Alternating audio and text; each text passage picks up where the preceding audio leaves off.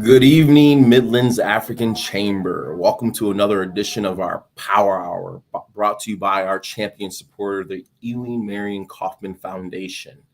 I am your host, Shay Oluolafe, and tonight we are talking about well-being. And you don't want to miss this presentation by the partners of the Well-Being Partners here in Omaha, Nebraska.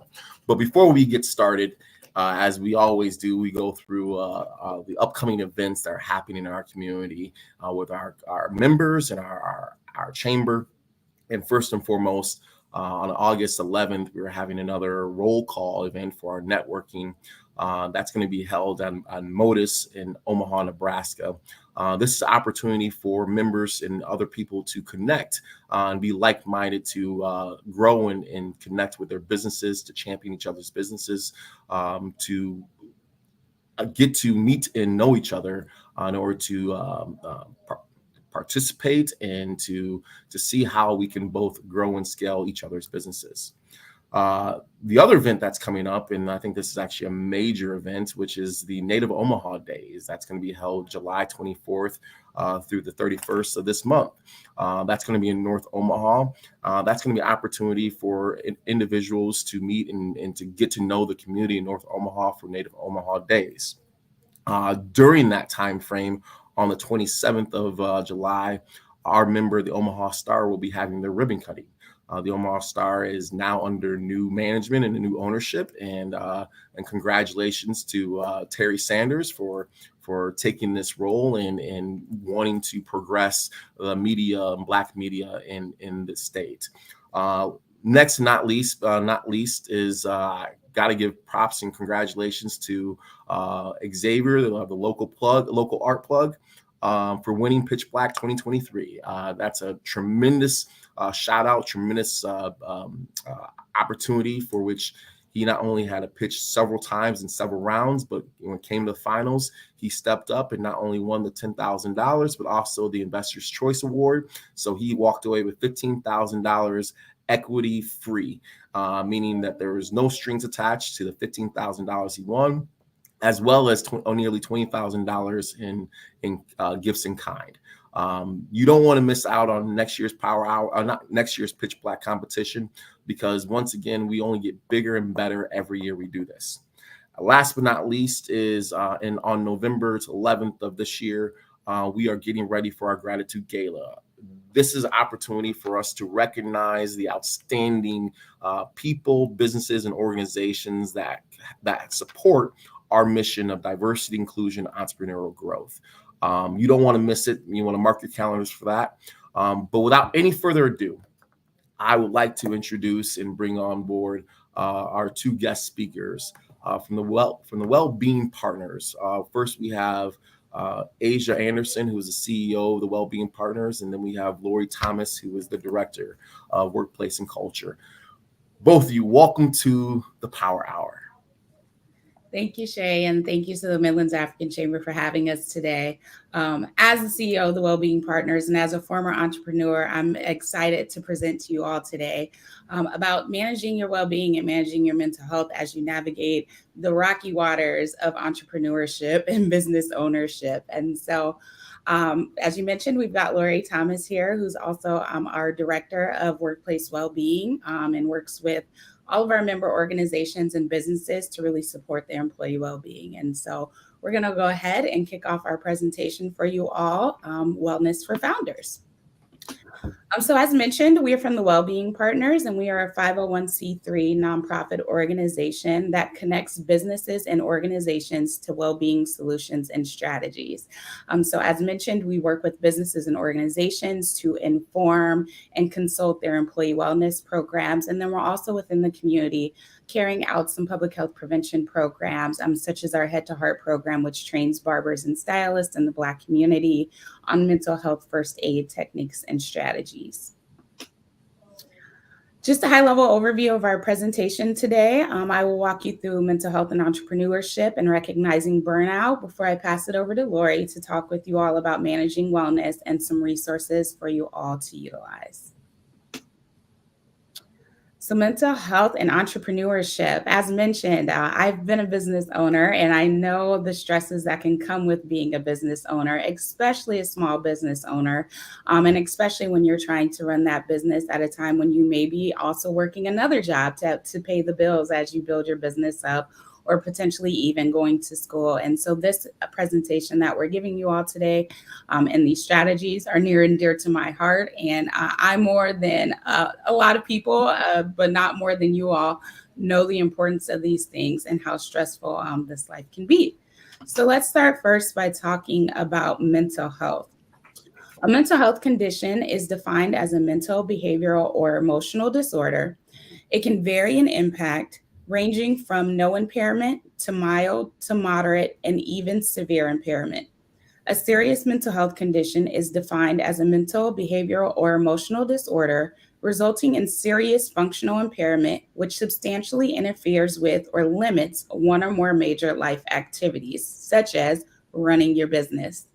And so when we look at data around mental health, just broad data for adults, we know that 1 in 5 adults in the US have a mental health condition. 1 in 20 experience a serious mental health condition, and 47% of adults with a mental health condition will seek treatment. And when we dig deeper into that data and we look specifically at the Black or African American community, we know that 39% of African American or Black individuals with a mental health diagnosis received counseling this past year to help support some of the issues they may have been experiencing. So just so we're clear, those are only the ones that actually got diagnosed. Yes, so those are those who have been diagnosed and also sought out treatment.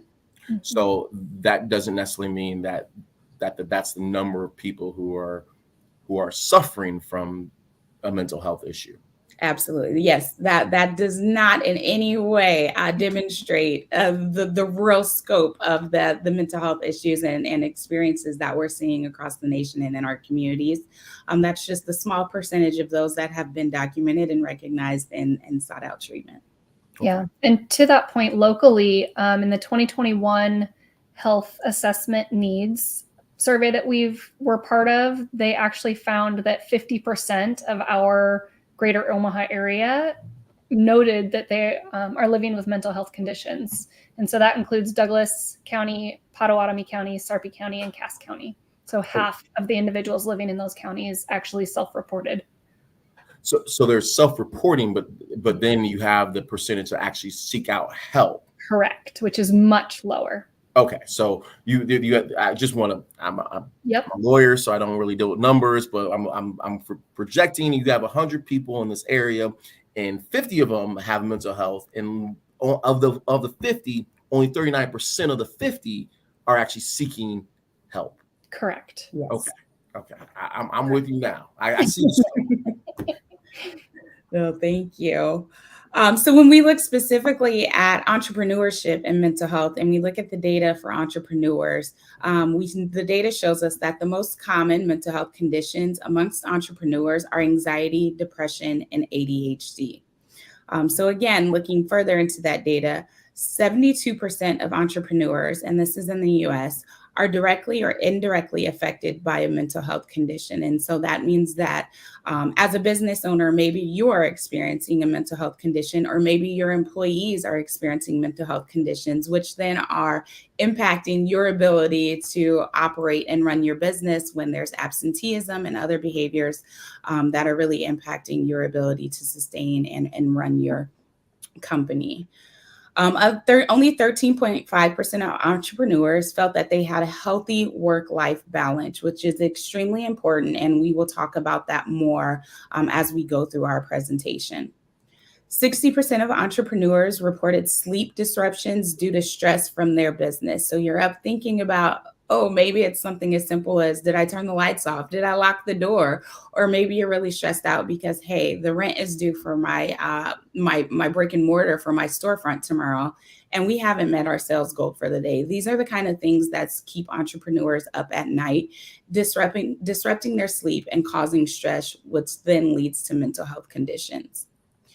And when we look at small businesses, 29% of small business owners report feeling constant stress from their work, which we know stress leads to burnout. Mm. So what is burnout? The concept of burnout has gained popularity over the past decade. Burnout is a syndrome conceptualized as resulting from chronic stress that has not been successfully managed.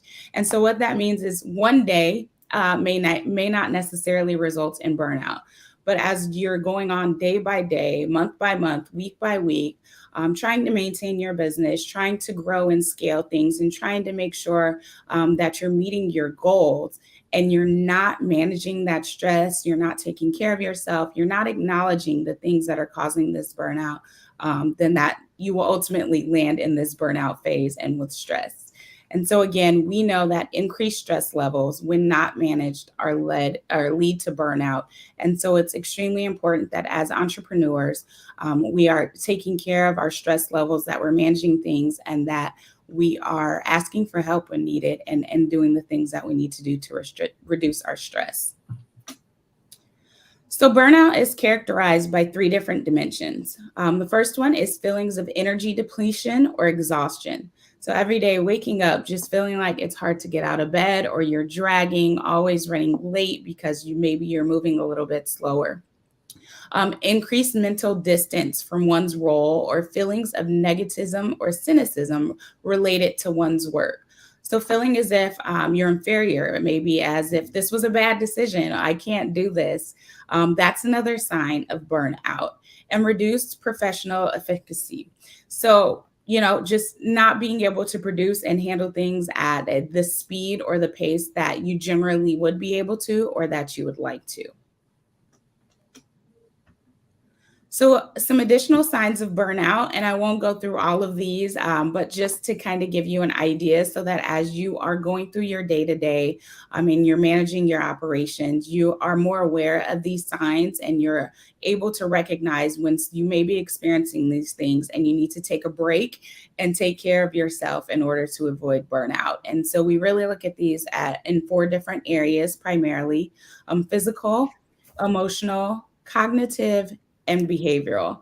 And while our presentation is going to largely focus on the mental or cognitive aspect of this, and emotional, all areas are important. And Lori will talk a little bit more about all 8 dimensions of wellness as well, and how those can lead to stress and burnout. So how do you manage burnout, or how do you even identify burnout? Well, we've included here a QR code to a self-evaluation to really assess where you are at in your burnout levels currently. This is a quick 14-question survey. It takes less than 2 minutes to complete, but it will really initiate your process of assessing where you are at in your own personal life and stress and work-life balance. So I encourage you all, if not now, once our presentation is completed, to scan the QR code and complete that evaluation. So how often, though, should somebody take this self-evaluation? Yeah, I would take this self-evaluation as frequently as you need to. As soon as you start to see some of those signs that we went through in the previous slides, take the assessment, see where you're at, identify if you are feeling burnt out, or if maybe there are some other things going on that you maybe need to address or deal with. But anytime you're feeling unenergized or unproductive, or you just notice that you're not yourself, you may want to take this self-evaluation quiz just to really assess if you're approaching those burnout phases, or if you're already there, so that you can then take the next steps to either preventing from getting to burnout, or working yourself out of that burnout state, and implementing some self-care. So in addition to this survey or evaluation that we have here, there are a couple other just pointers and tips that we suggest you take as you are really working to manage your stress and your work-life balance. So get to the source. Identify what is really stressing you out and what is really burning you out. Yes, we know that it may be managing your business. It may be the life of our entrepreneur.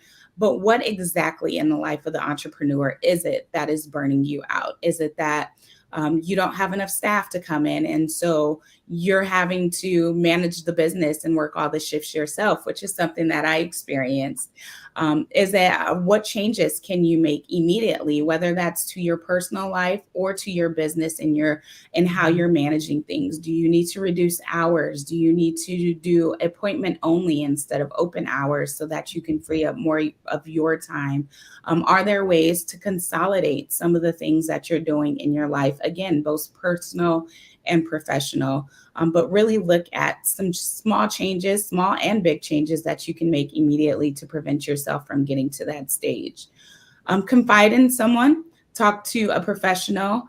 Therapy. I know that is something that has grown in popularity and that we're hearing a lot right now, and that's because it works. So please seek out some professional help, as well as confide in your peers and the social supports that you have around you, to really work through what you're experiencing, what you're going through, and also to get some ideas on how you can better manage it. Set boundaries. Set boundaries for yourself. Set boundaries for the people around you. Set boundaries for your business. Again, if you have a business and you know these are your business hours, only do business during those hours, so that you do have other time throughout the day to focus on the things that you need to do for you, for your family, for your mental well-being, and for your overall well-being. Be compassionate with yourself. Give yourself some grace. Lori and I just had a meeting earlier, and we both agreed that we kind of approach every day with, hey, today I'm doing the best that I can do. And if it's not good for someone else, then I'll wake up and try again tomorrow and try to do a little bit better, but I'm not going to beat myself up about it. I'm going to try not to stress, and I'm not going to be hard on myself. So give yourself some grace. You're already doing an amazing thing by being an entrepreneur and already steps ahead of many others who won't take that leap of faith and who will not step out and attempt to manage or own their own business. Ask for help. Rely on those around you. We don't have to do everything on our own, though we like to believe that we do, and sometimes think that we can do everything. I know that's not possible. So never be afraid to ask for help, whether that's from your employees or your colleagues, family or friends, neighbors, anything. You never know what help someone can provide. And I like the phrase, you miss 100% of the shots you don't take. And I think that goes here too as well. If you don't ask for help, then you'll never receive it. And then self-care, which Lori will talk about a little bit more here next. Thank you. So yeah, managing your overall wellness. And to Asia's point earlier, there are 8 different dimensions of your well-being. So really looking at the whole person. So Asia, you want to go ahead and go to that next one? Sorry, thank you.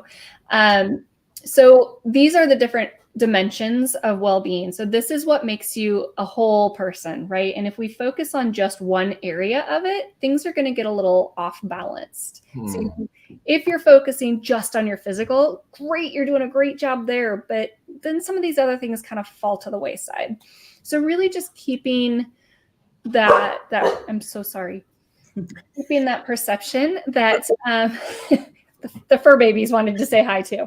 But just keeping in check that you are this whole person and it's made up of different dimensions. So making sure that you're looking at like the emotional is your ability to cope effectively with life's stressors, manage feelings in healthy ways, and build satisfying relationships with others.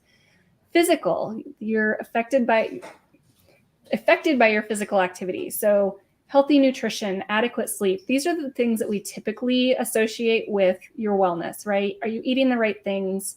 Are you fueling your body with food, or are you just eating because you want to eat? Are we getting physical activity? Oh, I know, we're all guilty, right? Well, getting the physical activity and keeping that body that's kind of like a machine, right? Keeping it in motion so it doesn't seize up. Your social is the sense of connectedness and belonging. Asking a colleague or an acquaintance out for lunch, joining a club or an organization. So that's something I think that the Midlands African Chamber does really, really well, is that you guys have built this community of entrepreneurs so that you guys can lean on each other. So do that. Use this support system.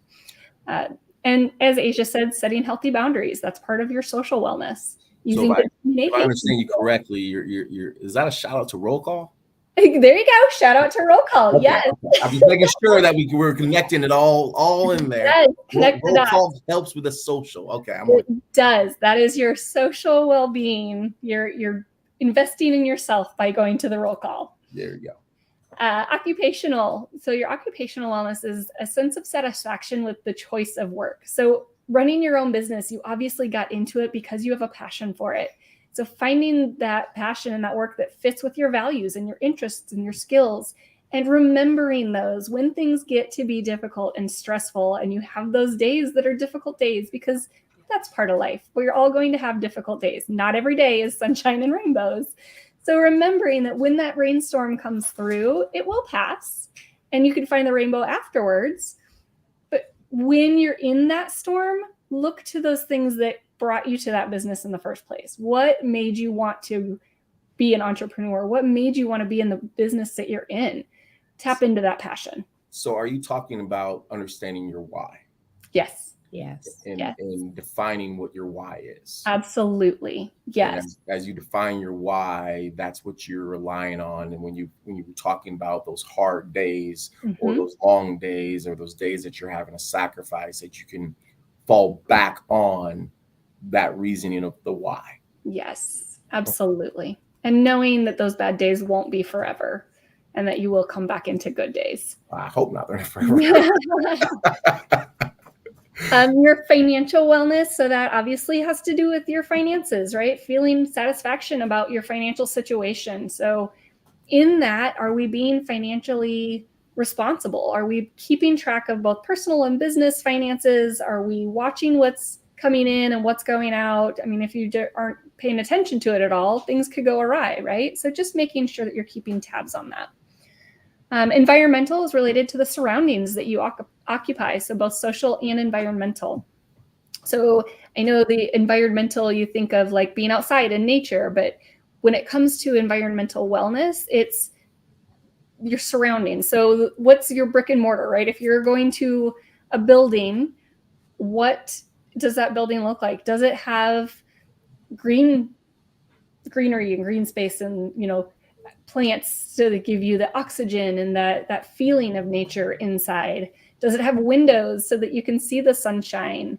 What are the colors that are they colors that make you feel more calm or more happy? Or are they more cold and drab colors? Like those types of things affect us. So paying attention to what are your environmental surroundings and control those things that you can. If you can change that up to make it better for yourself, do that. This is one that we see a lot in the winter months. So I'm sure a lot of people have heard of the seasonal affective disorder and feeling more down and sad during the winter months because it's so gray and dreary, right? It's just, there's not a lot of the green. Everything's brown and all of the grass is not green anymore. Like we're all kind of in a monochrome color for so many months.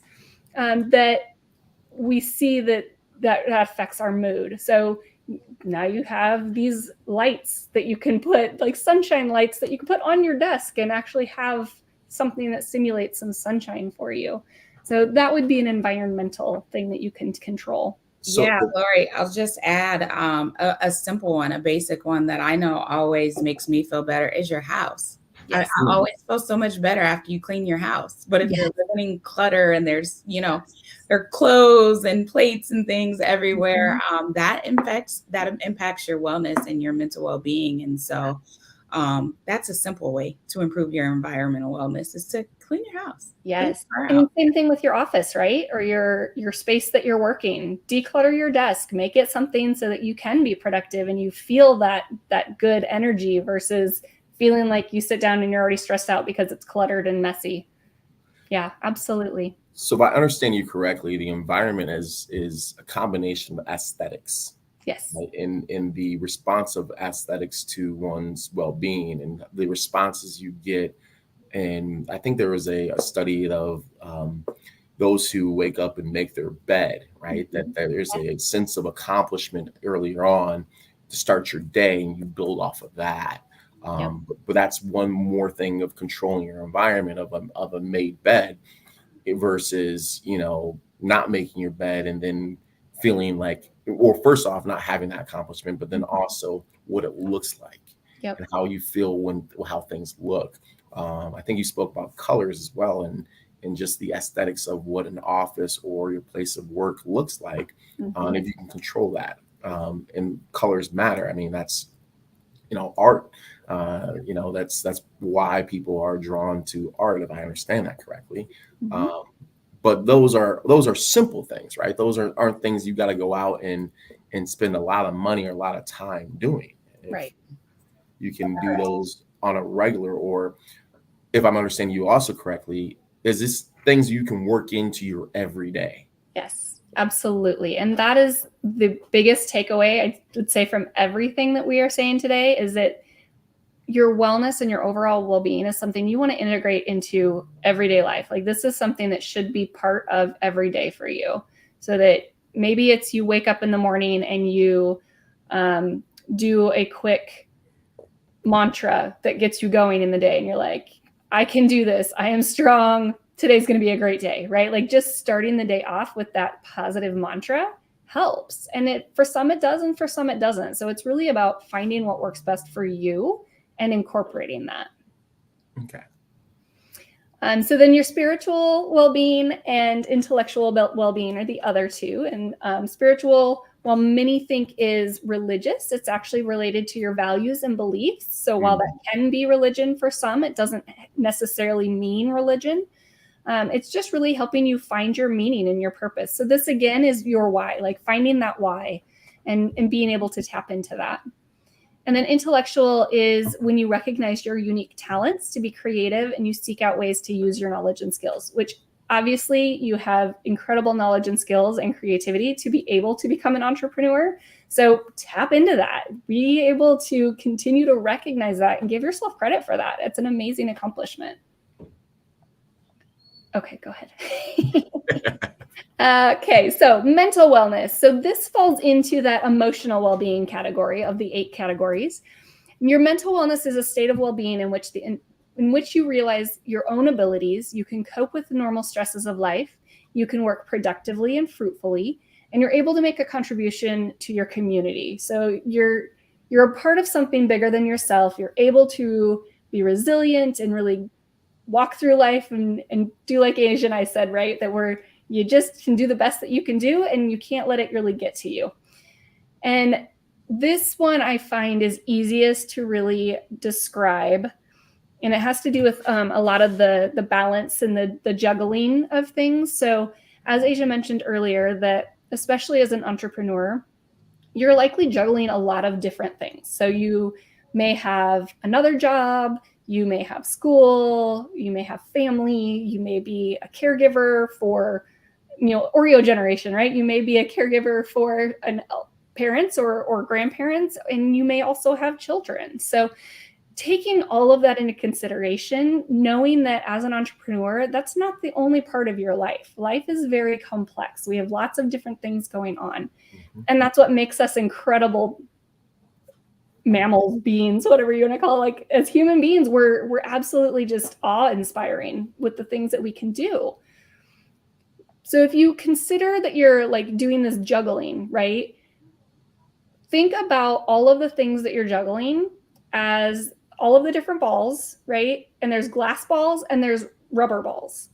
So you get to name what are the glass balls and what are the rubber balls. If you drop the rubber balls, they'll bounce. You may lose track of them for a minute, but they'll bounce and you'll get them back. So that could be work, that could be the cleaning the house, that could be like, there's all of these things that we do and have to incorporate. Figure out which balls are rubber and are going to bounce back, and you can pick them back up later. The balls that are glass, you don't want to break those. They will break. Or don't drop those. They will break. So for those, that would be things that you really value. Those are your highest value. Those are the things that you can't see without, you can't see your life without those. So family, having a house over your head, like some of those absolute survival needs, right? Those are glass balls. We can't break those. We have to make sure that we keep those at the center. The rubber balls we'll pick back up, right? Life will go on. We'll get to them again. It'll be okay. But don't never lose track of those glass balls. So just making sure that you're really, when you're thinking that work-life balance, think more as you're juggling these different balls and figuring out which ones are the most important ones not to drop. Does that make sense? So I understand you correctly. It's about the prioritization, right? Yeah. So you're prioritizing Absolutely. the things that are most important, such as, do I have a roof over my head? Do I have food on my table? Do I am taking care of my family and the things that are the utmost important to me? Correct. Everything else can be a rubber ball, such as, did I reply to that email that I said I was going to get to, or did I give somebody a call back that I said I was going to give a call back? Exactly. Have I done the work that I've been meaning to do, but haven't got around to doing it yet? Yep. Those are all things that can be done. It's just not maybe done on the time frame I want it to be. Correct. Yep. And that's okay. And then I think you're saying as a matter of in the juggle, that's where you're finding the balance. Yes. Okay. It is. It absolutely is, because it's a constant juggling act, right? Life is constant juggling of different things that we have to do and prioritize. Yes. So instead of thinking it as, oh, I have work and I have life and I have to balance the two, that's not reality. That's never really a balance, right? Work is a part of life. They shouldn't balance with you, right? That's not how it is. Life is life. Like, we are humans. This is our life. Work is a part of it. Work is a ball that we're juggling with everything else that we've got going on. So when we say work-life balance, it's kind of misleading. It's a really misleading term, because it's really never truly on an equal playing field. You were constantly, it shouldn't be. Yeah. And so, so I guess what is the more appropriate term? Are we just saying that this is a work-life juggle? It's work-life integration. Integration. Okay. Yes. So making sure that work is a part of life, right? We all have to make money and earn money to get food and the house over our head and all of those things. So in order to do that, we have to work. Work is a part of our life. So it's a large portion, which I think is where the work-life balance came from, because it's such a large portion of our life. Yes. But priority-wise, it shouldn't be the same as our actual life, right? Right. It's just a part of it. I like that. I like that a lot, because I think it is misleading for, we hear the term so often about having this work-life balance. And, I will admit that, a majority of my day is spent at my office, and I can be upwards of 16 to 18 hours in a day, depending on what I'm doing. And at the end of the day, it's not necessarily the balance. Right. It's just the integration of part of the life that I'm having to then support everything else that's my priority. Correct. Absolutely. Absolutely. And as long as you're not doing 16 to 18-hour days every day, 7 days a week, or extended, that will lead to burnout. Don't do that. So, if you have to do that every once in a while, like, being able to do that flex, right? Like, oh, I know that this day I'm going to be at work from sun up to sundown. Like, it's going to be a long day. Yeah. But then being like, you know what? Then I can take a half a day on Friday, because I don't have meetings. I'm not going to be doing much. I can sign off a little bit early on a Friday and decompress. Absolutely. Yeah. It's not realistic. Like Lori said, there are going to be days like that. And we just have to remember that burnout is the buildup of that unmanaged stress. So if you continue to work 16 to 18-hour days back to back to back, and you're not doing anything in between there, i.e. you're not sleeping, you're not eating, you're not doing anything to just kind of, woosah and decompress, then you are going to lead yourself to burnout. Yeah. Okay. Absolutely. Well, because then all of those other dimensions of wellness are falling to the wayside, right? So that's those 8 dimensions are not coming into play during those 16 to 18 hours. Okay. For the most part. And so the real balancing is the balancing of the balls being in the air, the integration of everything being simultaneously being maintained. Not necessarily that's an equal playing field. Exactly. And to Asia's point earlier, where she said, the beating burnout, right? Like, ask for help. Hey, I've got 20 balls today that I'm juggling, and I can't do that. It's physically impossible. Can you help me with these 2 balls? And you help me with these 2. Lean on the team, lean on other people to help you out when you can. Like, Don't expect to give them the balls and never get them back, but you could at least maybe put them off to the side for a little bit or hand them over for a day or two and then come back to them. So being able to ask for that help and knowing that you don't have to be the one juggling all the time. Okay. No, and that's fair, because that's, there's a reason why no one that ever gets successful, that's truly on their own. That's always a matter of, you have somebody in your corner, or a group of people in your corner. You have a team, and that team helps each other manage and balance each other so that they can accomplish the things that they can accomplish. Absolutely. Yeah, and as a former entrepreneur, I know that there's this fear that you're going to lose ownership of your business or your project if you hand it off, or there's the idea that, well, no one's going to do it as good as I would like it to be done because it's my baby, it's my idea. And that may be true, but you have to balance. Again, everything's a balancing act. Which one is more important, that it's done exactly how you want it, or that you're well and that you're in a good state? And I would hope that most folks would pick their own wellness over something being done exactly how they want it, opposed to it just getting done. So Zori continues to say, it's all about balance and balancing those 8 dimensions, but doing so in a way that really cares for yourself and prioritizes you first, because you can't take care of everything else in your life if you're not well.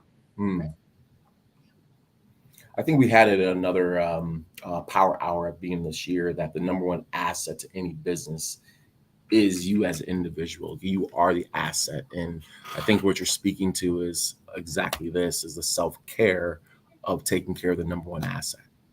Absolutely. Yeah, it is.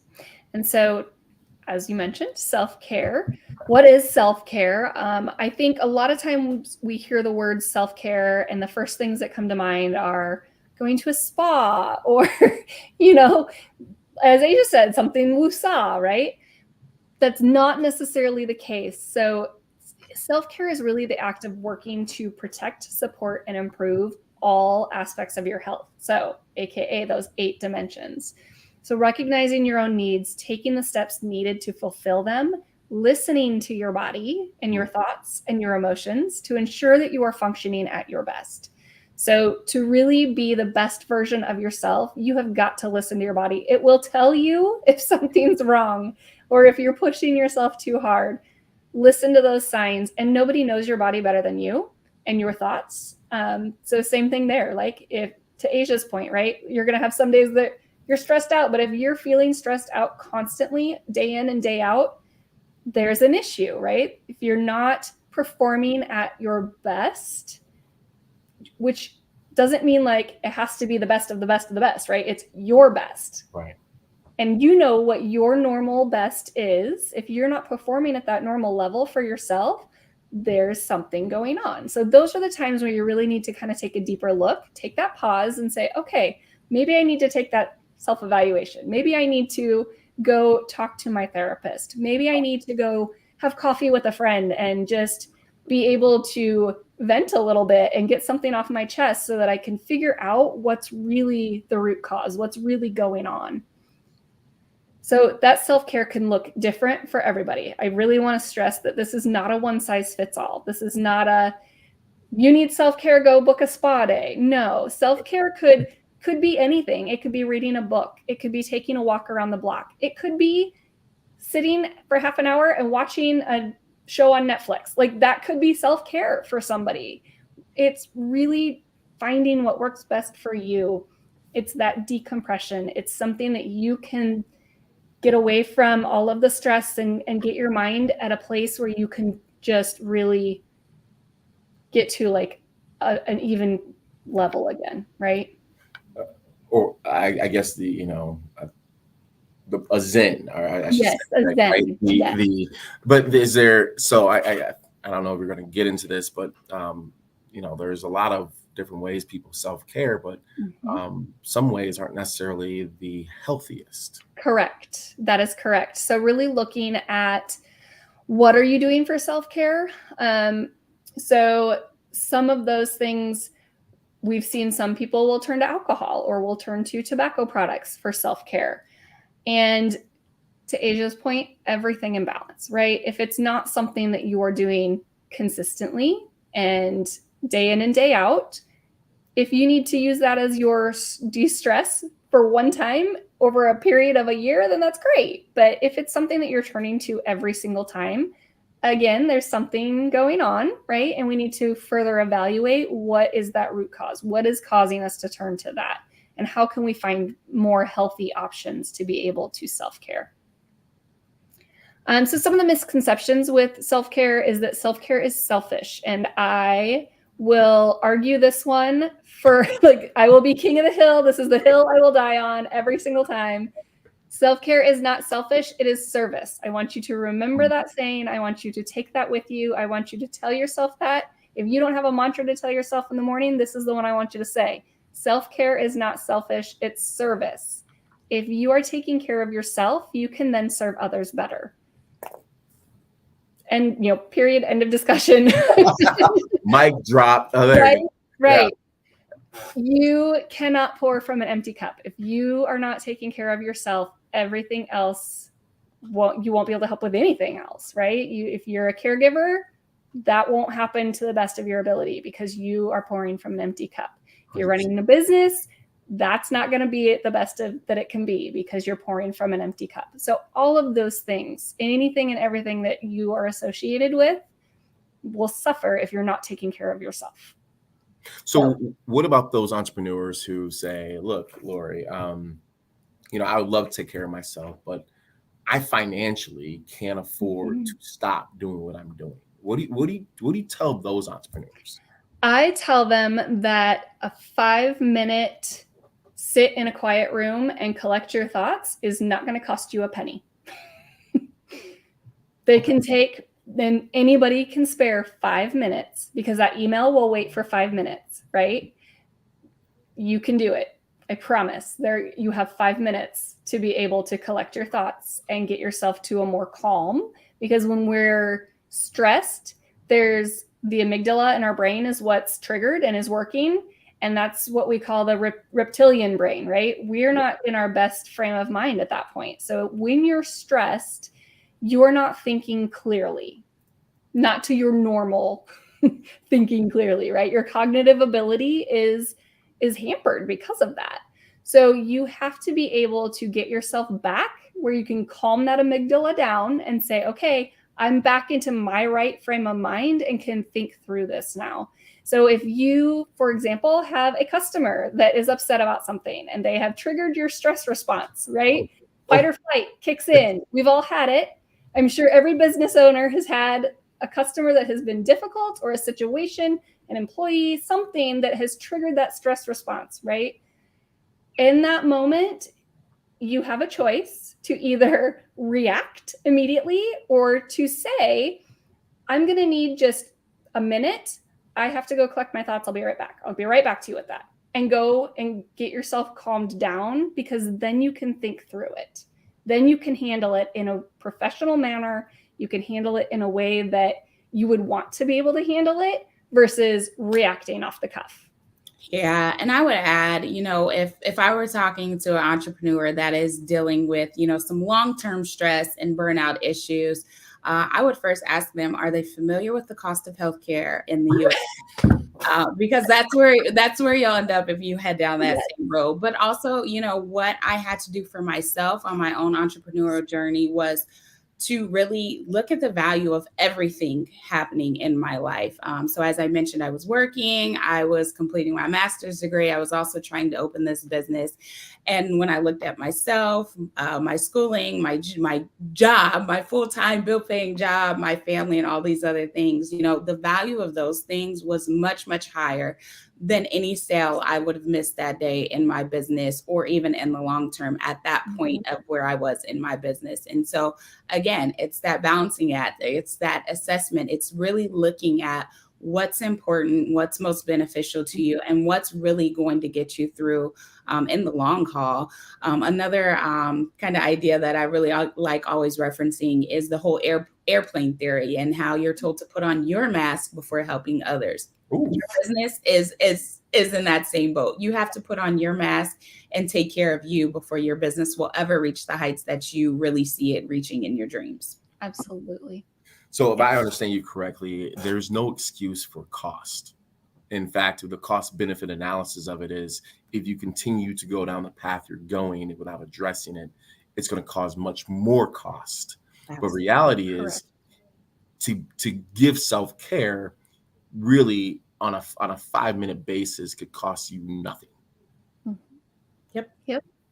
So cost is an excuse. I think we just hit on the head. Cost is not an excuse for self-care. Correct. Cost is not, time is not. So you'll see on here, that's one of the misconceptions, is that self-care takes too much time. It does not. It can be very short. Again, it's finding what works best for you. So with any of these misconceptions, these are the kinds of things that we hear, like those stereotypes, right? Like self-care is just for women. No, it's not. It's for everybody. Everybody has a person, is a human, and they need to take care of themselves, no matter what you define or what gender type you define as. And then self-care is doing anything that soothes you.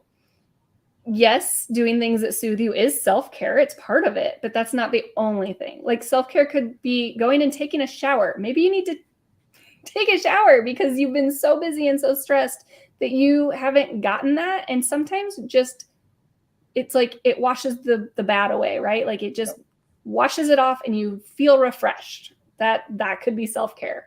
It could be that maybe you need to go have a cup of coffee. Maybe you need to go eat something. Did you eat lunch today? How many of us have worked through lunch and been like, oh gosh, it's 3:00 in the afternoon. I haven't eaten yet. We're all guilty of it. So that self-care could be, I need to schedule myself on my calendar a time for lunch so that I remember to just walk away from it for half an hour at the least and go eat something. So self-care can be really whatever works best for you. Yeah, Lori, you just brought up a good point about lunch, because I did that today. It was 2:30 and I hadn't eaten lunch yet, but I had another meeting. And so I just put in the chat, hey, I'm going to turn my camera off so I can eat lunch. And that was totally fine. But that was me making sure that I took care of myself, even if it was a few hours late. I still did it. And guess what? The meeting went on and everything was handled the way it should have been handled. Right? Yes, absolutely. And that's you setting, number one, that priority, and number two, that boundary. Like, you know what? I'm just going to turn off my camera so I can eat and not disturb anybody and not be a distraction. Yeah, Lori, when you gave that example, I thought you were really talking about me. I thought somebody had put that in your I knew. I am notorious for skipping lunch and eating once a day. But at the end of the day, I think it goes back down to one of the things my sister had told me a long time ago about professional athletes, which is they use food as fuel. In the same sense, as a person that's operating a business, you gotta fuel yourself in order to continue going. And so you can't drive a car that's on E, has no gas, in the same way as a person, as a human being, you can't drive and do the things you do if you don't have energy. And that energy comes from the food that you eat. So I mean, Laura, you came hard today. Dropping the truths on you. I know. Well, and this next slide is a lot of, we've talked about several of these types of things, but it's just another good reminder. These self-care tips, schedule self-care into your calendar. If you need to schedule lunch, schedule lunch. If you need to schedule, hey, I'm going to check emails or clean out my emails for this half an hour, schedule it on there so that you've got that time dedicated to it. Create a routine and stick to it. Obviously, we're not robots and we're not going to stick to a routine 100% all day, every day. But if you can get into a good routine, it's okay if it lapses here and there. You'll get right back into it. But it at least helps you to get in the rhythm of eating lunch every day or going to bed at a decent time, waking up at a normal time. Instead of, for your sleep patterns, if you can go to bed and wake up around the same time every day, you're more likely to get a better night's sleep. Where if you change that, your body tries to regulate itself and tries to get used to that. So you don't get as much of a restful sleep. Where if your body's like, hey, I know 10:30, 11 o'clock at night every night, we're sleeping. That's great. And then I know I can get up at 7 a.m. Like it gets used to that and it will regulate to that. So setting those routines, setting and practicing those boundaries. It is such a hard thing for people to do, to set boundaries, but it is so essential to your overall well-being. And it's amazing how empowering it is and how freeing it feels once you get to that point where you are setting those boundaries. Especially in your workplace. If you have employees that are working for you, I can't even tell you how many workplaces I work with where boundaries around answering emails after hours or messaging each other after hours comes up because for some well-being partners, though. No. Depending on the team, for some people that's a really big deal, and for other people they're like, whatever. I'm gonna email at 11:30 at night because that's when I was working. So being able to say, you know what, we want to be flexible and allow people to work when you need to work. So if you do have something that came up during the day and you're logging on at 11:30 at night, that's fine. If that works for you and that's your flex schedule, great. But maybe people don't want to get those notifications at 11:30 at night because maybe they're in bed sleeping, or maybe they have a baby that they're trying to rock to sleep and that notification just woke up that baby. So you never know who's on the other end of that. So just setting that expectation and that boundary and saying, if you need to work late, turn your notifications off after you log off for the night. So you're not getting those. And knowing that the rest of the team, that's okay and that's an expectation. So if you don't reply right away, no problem. Like, you reply once you get that tomorrow, right? But being able to have those conversations and setting those boundaries is so essential. Making time for relationships. So again, you know, that social well-being is such a key part of who we are. We are social beings, and we need to make sure that we're keeping those relationships alive and healthy. And that's where we can then turn, that's our support system. So being able to then lean on those people that we have those relationships with are really key. Prioritizing your personal health. Again, that prioritization. What are the glass balls? What are the rubber balls? Investing in all 8 dimensions of your well-being. Taking time off. I think, especially as an entrepreneur, you fall into you are everything for the business. You are the business, right? So PTO doesn't apply to me. That's not a thing. I don't need a vacation. I need to run my business. Take time off. If it's a day here and there, or you know what, take a week off, take a vacation. Like, that is so important to be able to really decompress and to get yourself back to a part where you're refreshed and ready to go again. If you wear yourself down and get to that burnout phase, you start to just, again, the cynicism, the negativism, like you kind of get that just ugh about you, right? And you get that aura and people sense that. But if you can take some time off and come back refreshed, you have a new life, you have new energy, you're ready to go, and people feel that, and that then goes into your business too. So just knowing that it's good for your business, it's good for you to take that time off. So if I understand you correctly, taking time off doesn't necessarily mean you got to go anywhere. You don't have to actually spend any money. Like, you're just saying, you know, separate you from the business, and versus, hey, I'm gonna travel to you know, Disney World or anything else and spend, you know, money that I'm trying to make, right? Like, I think that's the key. Is it's again, I go back down to the financials of it doesn't cost anything necessarily for you to unplug and to spend time at your home, or staycation, as I think they call it. Absolutely. Yep. Yes, absolutely. And Omaha's a great place to staycation. We have lots of stuff going on around here. And practice saying no. It's okay to say no. You don't have to say yes to everything. You can only do so many things. It's okay to say no once in a while. And as Asia said earlier, be kind to yourself. Give yourself some grace. It's okay to not be okay, and it's okay to not be perfect, right? Progress, not perfection. This is another wellness check QR code that you can utilize. So while the one that Asia showed you earlier is a really quick just self-evaluation, this one actually gives you like a whole PDF thing. It's through SAMHSA. They've got some really great resources. Just definitely something worth checking out. And then they give you some information about what to do with that as well. So just another resource for you. And then other resources for small business owners. on our website, and these are links that you can click on. Really, if you just go to the wellbeingpartners.org and go to the resources area, these are all in there under the emotional health filter. So you can filter by emotional health and you'll see these, but these are the ones that we wanted to call attention to. These are all local and national mental health resources that are available to anybody. Crisis lines. So if you are in that crisis mode, definitely get help. Dial the 988, right? Like, find help, reach out to somebody, because you matter and you need to be here. So if you are in a crisis mode, please seek out help. So these are different crisis lines that are available to you. Warm lines.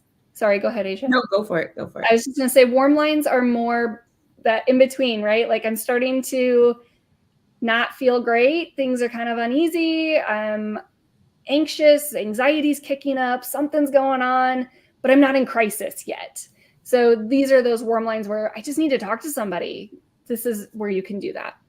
Treatment centers and providers, that's exactly what those are. So being able to find those in locally, so those will help you with that. Peer support, again, you guys have such a great peer group built right now, just within the Midlands African Chamber and with the Pitch Black community that you've developed. So lean into that, but this is a link to some other peer support groups that you can be a part of. Self-care, again, self-care. We're a broken record, but take care of yourself. So this is some more resources around self-care. And then classes and training. So just some different things that are available within the community. To Asia's point, we offer the Head to Heart, so mental health first aid. We have both youth and adult mental health first aid certification available. I know we offer it, Region 6 offers it. There's several organizations around the community that offer that. So just like you go and get your first aid CPR certification, go get your mental health first aid certification so that you know what to do if you or somebody else is experiencing a mental health condition or crisis. Yeah. And then Asia, I was just going to add, Lori, that too, when you go to our website, you'll also see resources that support the other 7 dimensions of wellness as well. And so we're just sharing the mental health resources with you. But we're an organization that focuses on all 8 dimensions, as well as the social determinants of health. And there are resources available to help support you in all of those areas. Absolutely. So I just want to make sure. Yeah. These resources, if they go to their website, is there a cost? No. What, so again, was that free? Did I hear that it's free research? It is free Okay. resources. We do have a workplace partner link. So those that do pay to be members of the Wellbeing Partner to get access to some more in-depth resources and consulting hours and those types of things. There are other resources that fall into that category, so you won't have access to those. But if you just click on the resources, the ones that pop up are all free.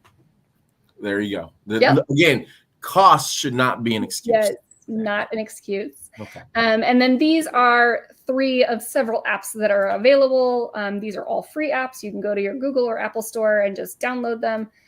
Calm is really good for meditation and just getting in the right headspace. Routinery is just like that, creating that routine, right? Getting those habits and getting that routine set.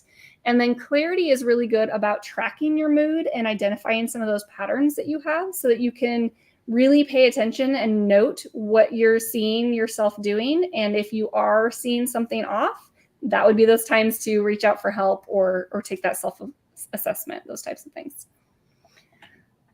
And that's it. Oh. Yeah. Wow. I don't see any questions on our comments, Okay. but I think that's because you both did a phenomenal job of going through the importance of wellness as a founder or entrepreneur, and in given the reach out. If anybody is looking for more information, the wellbeingpartners.org is the place to go. If you missed any part of this conversation, please replay this. I mean, there's, again, the most important asset to any business is the entrepreneur themselves. Mm-hmm. And so the self-care that's needed to grow, scale, and champion a business, we start with ourselves. And I thank you both so very much for this presentation and the information you shared with us, because you know, if we don't look out for number one, no one else will.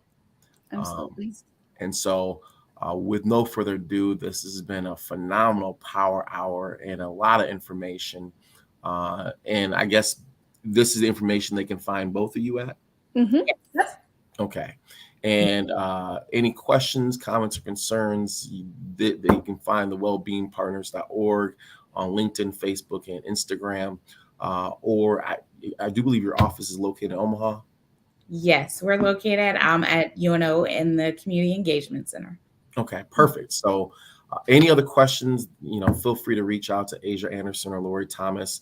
But as your host, Shay Oluwolafe, this has been another edition of our Power Hour. Thank you so very much for this time and opportunity. And we look forward to seeing you next month at another Power Hour. Until then, come join our tribe.